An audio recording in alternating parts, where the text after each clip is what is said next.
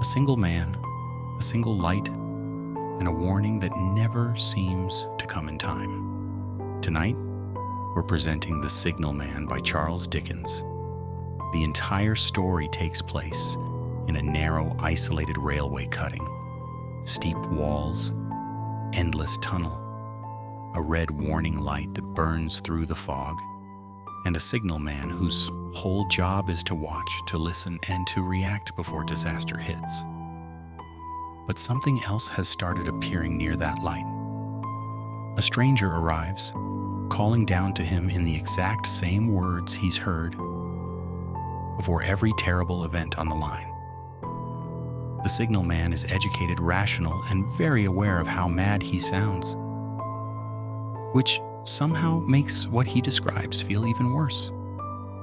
This is a story about warnings that come too late, about being trapped in a routine built around disaster, and about the kind of haunting that might be more about inevitability than intention. Turn the lights down, picture a single lantern glowing in a brick-lined darkness, and ask yourself, if you kept seeing the same omen before every tragedy, what would you do when it appeared for you? This is The Signal Man by Charles Dickens. "Hello! Below there!" When he heard a voice thus calling to him, he was standing at the door of his box, with a flag in his hand, furled round its short pole. One would have thought, considering the nature of the ground, that he could not have doubted from what quarter the voice came, but instead of looking up to where I stood on the top of the steep cutting nearly over his head, he turned himself about and looked down the line. There was something remarkable in his manner of doing so, though I could not have said for my life what, but I know it was remarkable enough to attract my notice, even though his figure was foreshortened and shadowed, down in the deep trench, and mine was high above him, so steeped in the glow of an angry sunset that I had shaded my eyes with my hand before I saw him at all. "Hello, below!" From looking down the line, he turned himself about again, and raising his eyes, saw my figure high above him. "Is there any path by which I can come down and speak to you?" He looked up at me without replying, and I looked down at him without pressing him too soon with a repetition of my idle question. Just then there came a vague vibration in the earth and air, quickly changing into a violent pulsation, and an oncoming rush that caused me to start back, as though it had force to draw me down. When such vapour as rose to my height from this rapid train had passed me and was skimming away over the landscape, I looked down again and saw him refurling the flag he had shown while the train went by. I repeated my inquiry. After a pause, during which he seemed to regard me with fixed attention, he motioned with his rolled-up flag towards a point on my level, some 200 or 300 yards distant. I called down to him, "All right," and made for that point. There, by dint of looking closely about me, I found a rough zigzag descending path notched out, which I followed.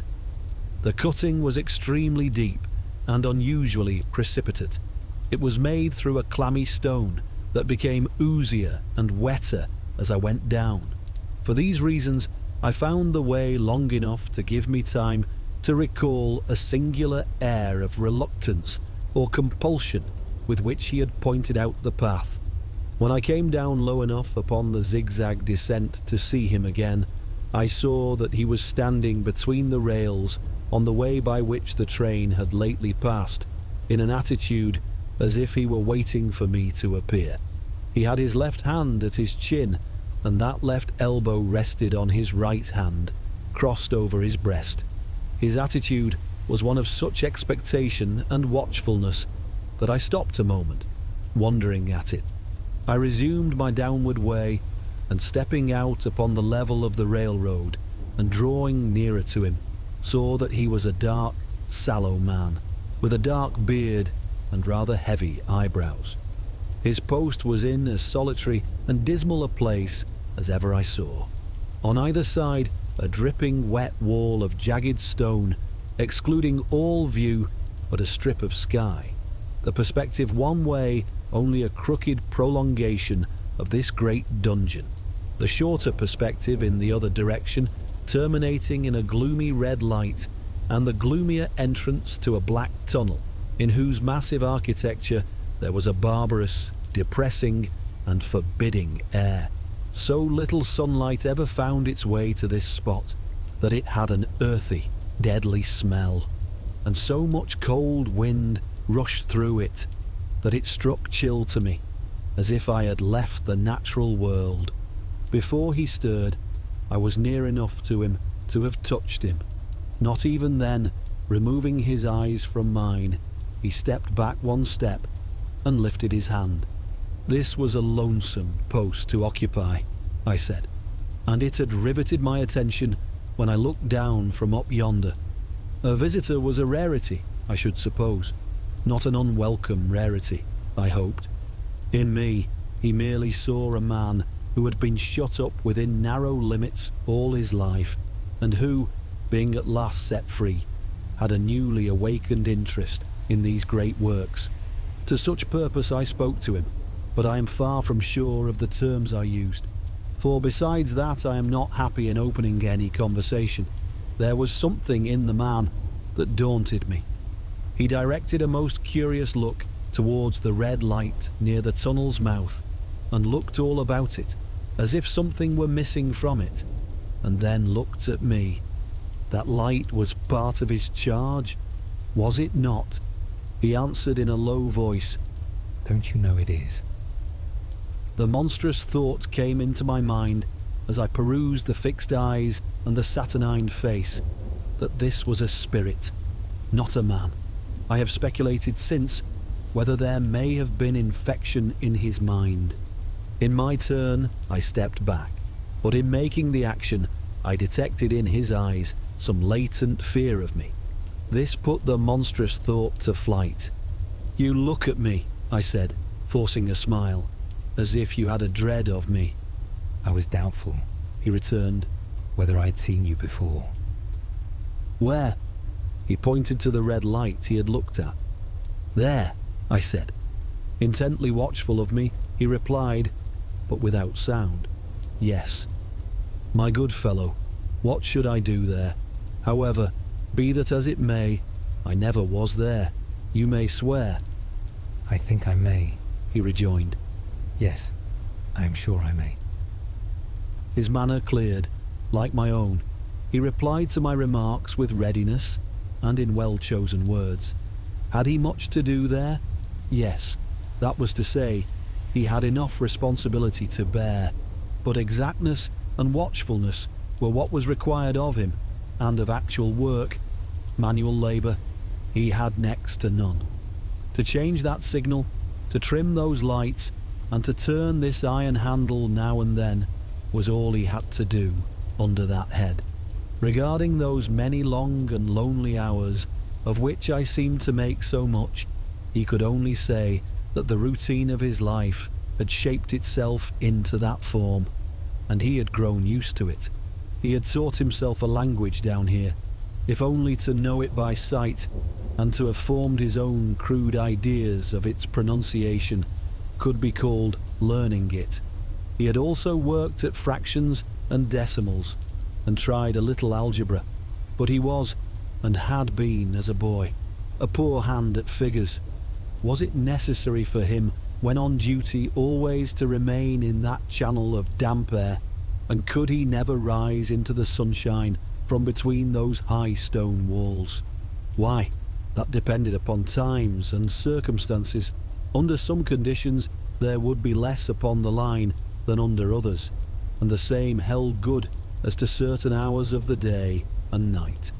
In bright weather, he did choose occasions for getting a little above these lower shadows, but, being at all times liable to be called by his electric bell, and at such times listening for it with redoubled anxiety, the relief was less than I would suppose. He took me into his box, where there was a fire, a desk, for an official book in which he had to make certain entries, a telegraphic instrument with its dial, face, and needles, and the little bell of which he had spoken. On my trusting that he would excuse the remark that he had been well educated, and, I hoped I might say without offence, perhaps educated above that station, he observed that instances of slight incongruity in such wise would rarely be found wanting among large bodies of men, that he had heard it was so in workhouses, in the police force, even in that last desperate resource, the army, and that he knew it was so, more or less, in any great railway staff.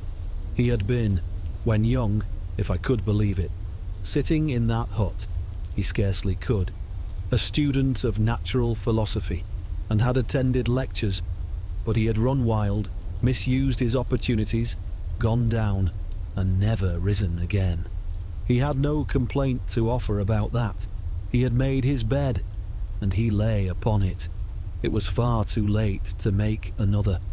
All that I have here condensed, he said in a quiet manner, with his grave, dark regards divided between me and the fire. He threw in the word, "Sir," from time to time, and especially when he referred to his youth, as though to request me to understand that he claimed to be nothing but what I found him.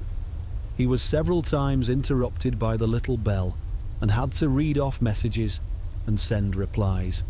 Once he had to stand without the door and display a flag as a train passed, and make some verbal communication to the driver. In the discharge of his duties, I observed him to be remarkably exact and vigilant, breaking off his discourse at a syllable, and remaining silent until what he had to do was done. In a word, I should have set this man down as one of the safest of men to be employed in that capacity, but for the circumstance that while he was speaking to me, he twice broke off with a fallen colour, turned his face towards the little bell when it did not ring, opened the door of the hut, which was kept shut to exclude the unhealthy damp, and looked out towards the red light near the mouth of the tunnel. On both of those occasions, he came back to the fire with the inexplicable air upon him which I had remarked, without being able to define when we were so far asunder. Said I, when I rose to leave him, "You almost make me think that I have met with a contented man." I am afraid I must acknowledge that I said it to lead him on. I believe I used to be so, He rejoined, in the low voice in which he had first spoken. but I am troubled, sir. I am troubled. He would have recalled the words if he could. He had said them, however, and I took them up quickly. With what? What is your trouble? It is very difficult to impart, sir. It is very, very difficult to speak of. If ever you make me another visit, I will try to tell you.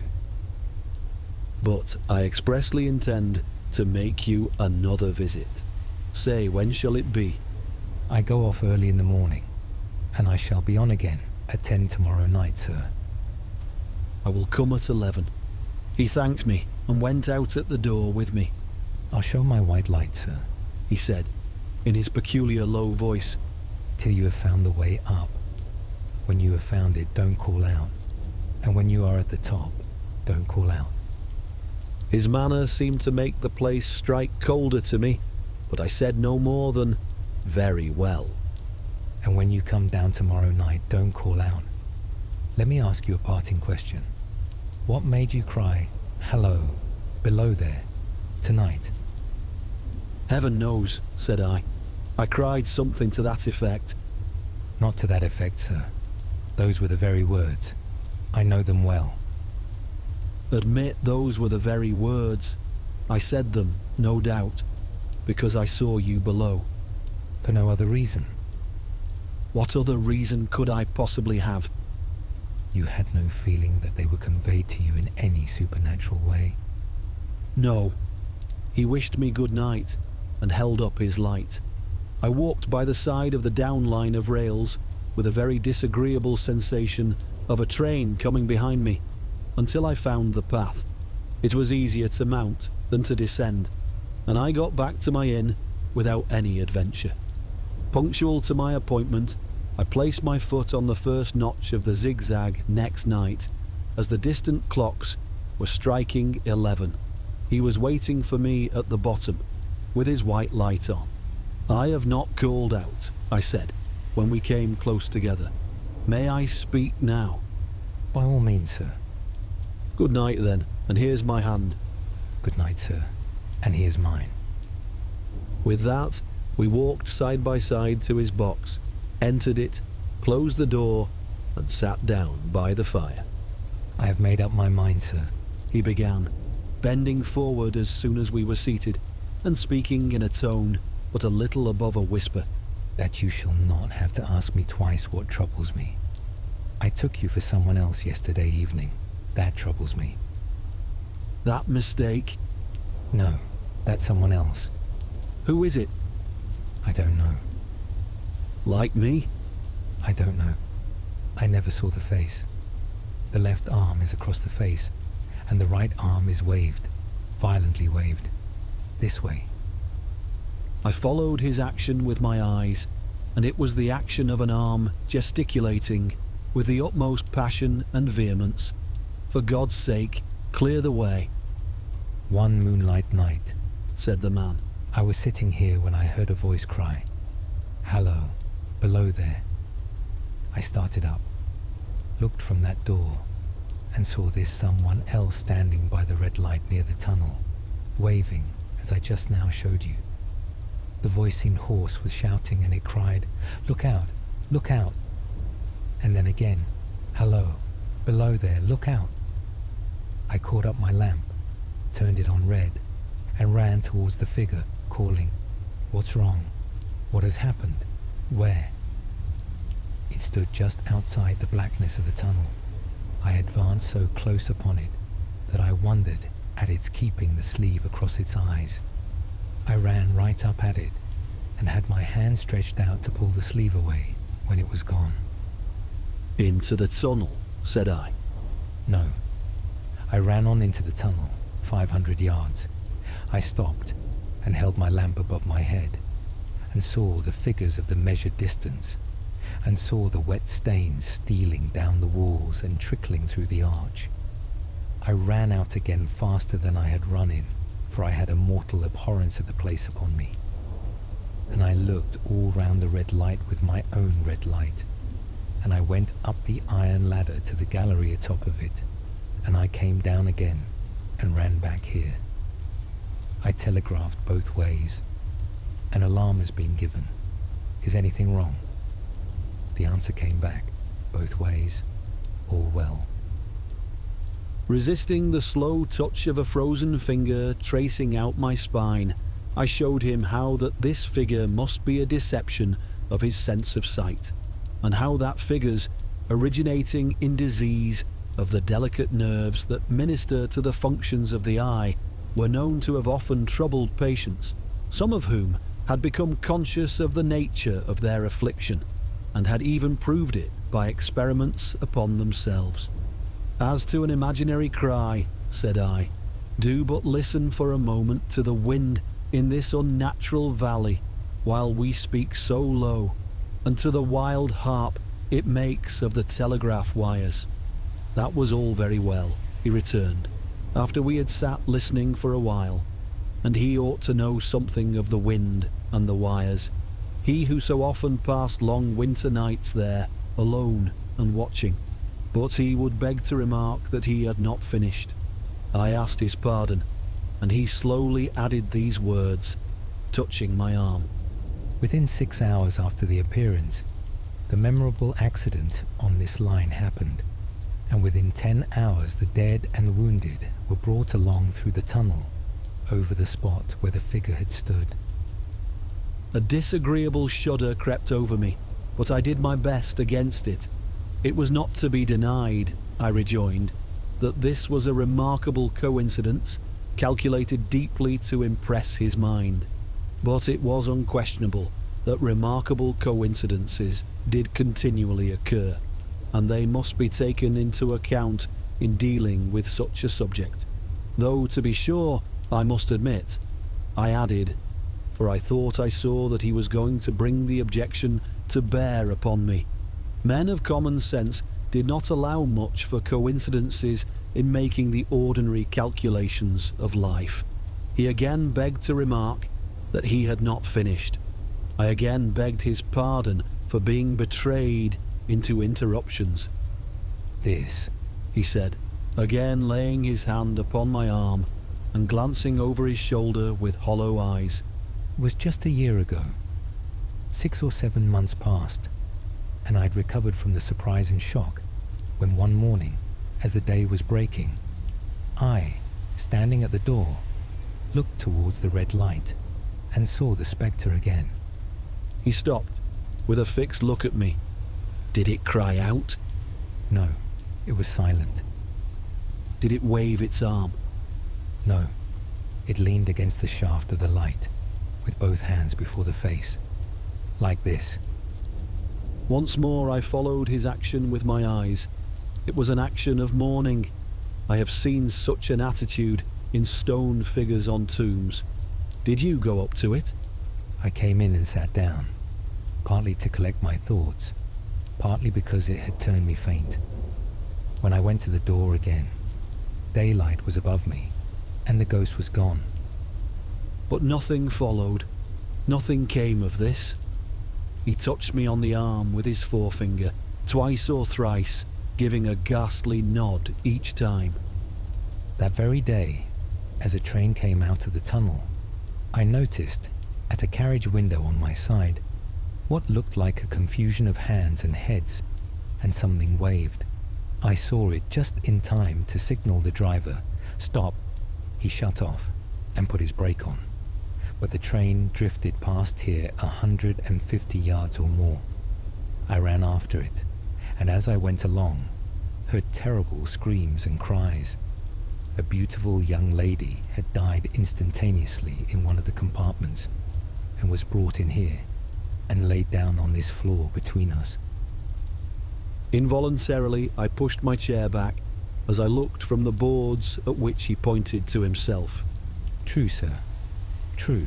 Precisely as it happened, so I tell it you. I could think of nothing to say, to any purpose, and my mouth was very dry. The wind and the wires took up the story with a long lamenting wail. He resumed, Now, sir, mark this, and judge how my mind is troubled. The spectre came back a week ago. Ever since, it has been there now and again, by fits and starts. At the light? At the danger light. What does it seem to do? He repeated, if possible with increased passion and vehemence, that former gesticulation of, "For God's sake, clear the way." Then he went on. I have no peace or rest for it. It calls to me, for many minutes together, in an agonized manner. Below there, look out, look out. It stands waving to me. It rings my little bell. I caught at that. Did it ring your bell yesterday evening when I was here, and you went to the door? Twice. Why, see, said I, how your imagination misleads you. My eyes were on the bell, and my ears were open to the bell, and if I am a living man, it did not ring at those times. No, nor at any other time, except when it was rung in the natural course of physical things by the station communicating with you. He shook his head. I have never made a mistake as to that yet, sir. I have never confused the spectre's ring with the man's. The ghost's ring is a strange vibration in the bell that it derives from nothing else, and I have not asserted that the bell stirs to the eye. I don't wonder that you failed to hear it, but I heard it. And did the spectre seem to be there when you looked out? It was there. Both times? He repeated firmly. Both times. Will you come to the door with me and look for it now? He bit his underlip as though he were somewhat unwilling, but arose. I opened the door and stood on the step, while he stood in the doorway. There was the danger light. There was the dismal mouth of the tunnel. There were the high, wet stone walls of the cutting. There were the stars above them. "Do you see it?" I asked him, taking particular note of his face. His eyes were prominent and strained, but not very much more so, perhaps, than my own had been when I had directed them earnestly towards the same spot. "No," he answered. "it is not there." "Agreed," said I. We went in again, shut the door, and resumed our seats. I was thinking how best to improve this advantage, if it might be called one, when he took up the conversation in such a matter-of-course way, so assuming that there could be no serious question of fact between us, that I felt myself placed in the weakest of positions. "By this time you will fully understand, sir," he said, "that what troubles me so dreadfully is the question, what does the spectre mean?" I was not sure, I told him, that I did fully understand. "What is its warning against?" he said, ruminating, with his eyes on the fire, and only by times turning them on me. "What is the danger? Where is the danger? There is danger overhanging somewhere on the line. Some dreadful calamity will happen. It is not to be doubted this third time, after what has gone before. But surely this is a cruel haunting of me. What can I do?" He pulled out his handkerchief and wiped the drops from his heated forehead. "If I telegraph danger, on either side of me, or on both, I can give no reason for it," he went on, wiping the palms of his hands. "I should get into trouble and do no good. They would think I was mad. This is the way it would work. Message: danger, take care. Answer: what danger? Where? Message: don't know, but for God's sake, take care. They would displace me. What else could they do?" His pain of mind was most pitiable to see. It was the mental torture of a conscientious man, oppressed beyond endurance by an unintelligible responsibility involving life. "When it first stood under the danger light," he went on, putting his dark hair back from his head and drawing his hands outward across and across his temples in an extremity of feverish distress. "why not tell me where that accident was to happen, if it must happen? Why not tell me how it could be averted, if it could have been averted, when on its second coming it hid its face? Why not tell me, instead, she is going to die? Let them keep her at home. If it came, on those 2 occasions, only to show me that its warnings were true, and so to prepare me for the third, why not warn me plainly now? And I, Lord help me, a mere poor signalman on this solitary station, why not go to somebody with credit to be believed and power to act?" When I saw him in this state, I saw that for the poor man's sake, as well as for the public safety, what I had to do for the time was to compose his mind.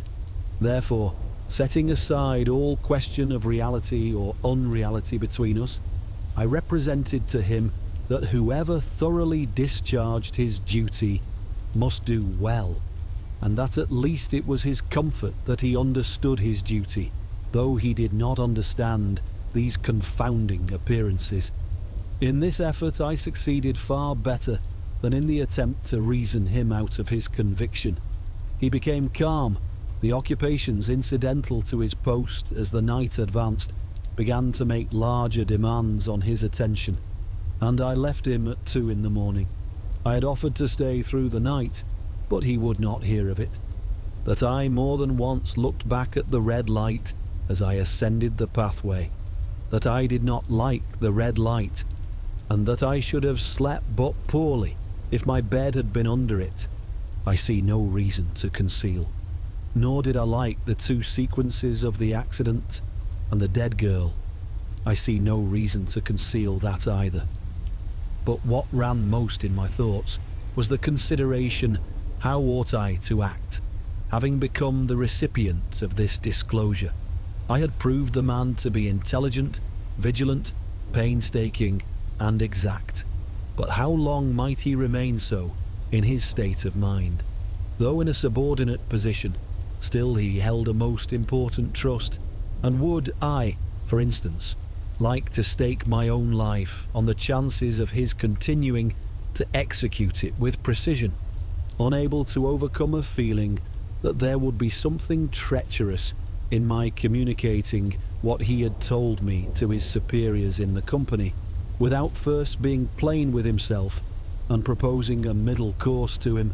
I ultimately resolved to offer to accompany him, otherwise keeping his secret for the present, to the wisest medical practitioner we could hear of in those parts, and to take his opinion. A change in his time of duty would come round next night, he had apprised me, and he would be off an hour or two after sunrise, and on again soon after sunset. I had appointed to return accordingly. Next evening was a lovely evening, and I walked out early to enjoy it. The sun was not yet quite down when I traversed the field path near the top of the deep cutting. I would extend my walk for an hour, I said to myself, half an hour on and half an hour back, and it would then be time to go to my signalman's box. Before pursuing my stroll, I stepped to the brink and mechanically looked down from the point from which I had first seen him. I cannot describe the thrill that seized upon me when, close at the mouth of the tunnel, I saw the appearance of a man with his left sleeve across his eyes, passionately waving his right arm. The nameless horror that oppressed me passed in a moment, for in a moment I saw that this appearance of a man was a man indeed, and that there was a little group of other men standing at a short distance, to whom he seemed to be rehearsing the gesture he made. The danger light was not yet lighted. Against its shaft, a little low hut, entirely new to me, had been made of some wooden supports and tarpaulin. It looked no bigger than a bed. With an irresistible sense that something was wrong, with a flashing, self-reproachful fear that fatal mischief had come of my leaving the man there, and causing no one to be sent to overlook or correct what he did, I descended the notched path with all the speed I could make. "What is the matter?" I asked the men. "Signalman killed this morning, sir." "Not the man belonging to that box?" "Yes, sir." "Not the man I know?" "You will recognize him, sir, if you knew him," said the man who spoke for the others, solemnly uncovering his own head and raising an end of the tarpaulin. "for his face is quite composed." "Oh, how did this happen? How did this happen?" I asked, turning from one to another as the hut closed in again. "He was cut down by an engine, sir. No man in England knew his work better. But somehow he was not clear of the outer rail. It was just at broad day. He had struck the light and had the lamp in his hand. As the engine came out of the tunnel, his back was towards her, and she cut him down. That man drove her, and was showing how it happened. Show the gentleman, Tom." The man, who wore a rough dark dress, stepped back to his former place at the mouth of the tunnel. "Coming round the curve in the tunnel, sir," he said. "I saw him at the end, like as if I saw him down a perspective glass. There was no time to check speed, and I knew him to be very careful. As he didn't seem to take heed of the whistle, I shut it off when we were running down upon him and called to him as loud as I could call. "What did you say?" I said, 'Below there, look out, look out. For God's sake, clear the way.' I started. It was a dreadful time, sir. I never left off calling to him. I put this arm before my eyes not to see, and I waved this arm to the last. But it was no use."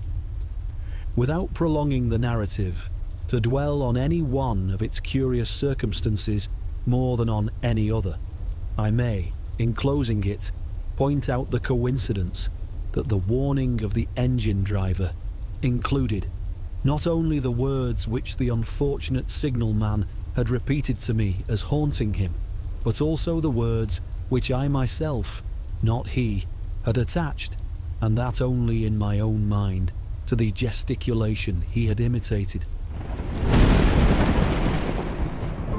No sprawling mansion, no cursed family line. Just a man in a brick box, a stretch of track, and a pattern he can't unsee. Dickens leaves you with more unease than answers.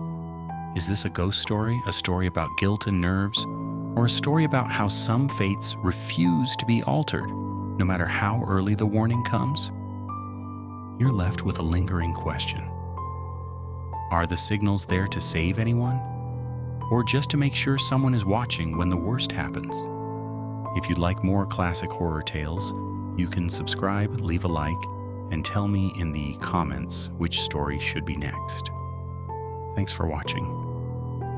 And if you ever find yourself alone by a tunnel, with a single red light burning through the dark, try not to listen too hard for your name.